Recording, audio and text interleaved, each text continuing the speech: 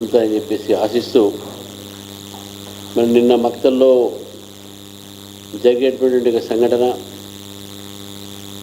Congress party తన ఒక ఆధిపత్యాన్ని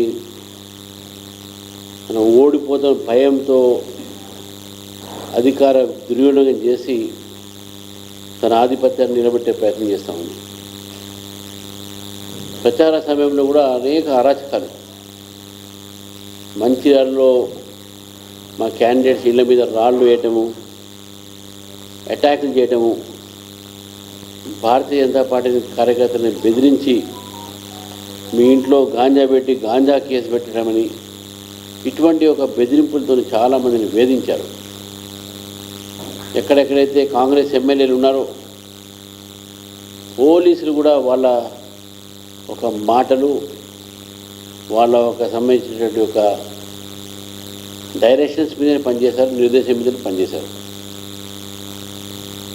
తెలంగాణలో ఒక బీభత్సాన్ని కాంగ్రెస్ పార్టీ ఎక్కడ మా రాజకీయ పట్టు కోల్పోతున్న భయంతో ఈ అన్ని అరాచకాలు చేయడం జరిగింది.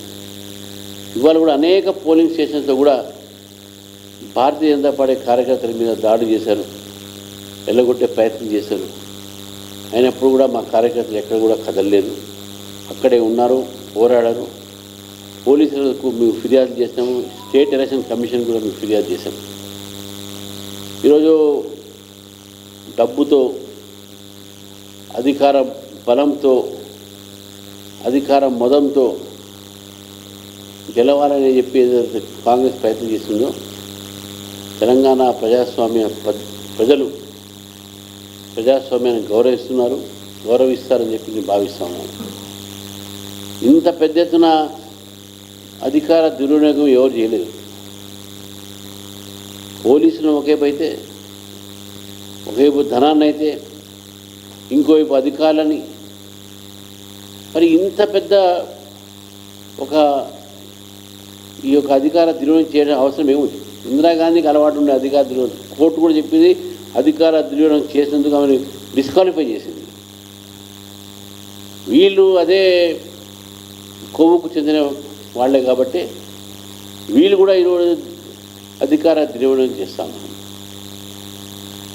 ఎలక్షన్స్ కౌంటింగ్ అయిన తర్వాత ఇప్పటికే చాలామందిని వాళ్ళు పిలిపించి బెదిరిస్తూ, నువ్వు ఏ పార్టీని గెలిపించినా చైర్మన్కి మాకే ఓటేయాలని చెప్పి కూడా బెదిరిస్తూ ఉన్నారు. ఇంత అధికార వ్యామోహం ఏందో కాంగ్రెస్ పార్టీకి మేము చెప్తా ఉన్నాం. ఈరోజు మా గెలిచిన ఒక అభ్యర్థులని ఏదైనా అయ్యింది అని అంటే, ఏదైనా వారి మీద హాని జరిగిందంటే స్వయాన రేవంత్ రెడ్డి గారే బాధ్యత వహించారని చెప్పేసి కూడా చెప్తా ఉన్నాను.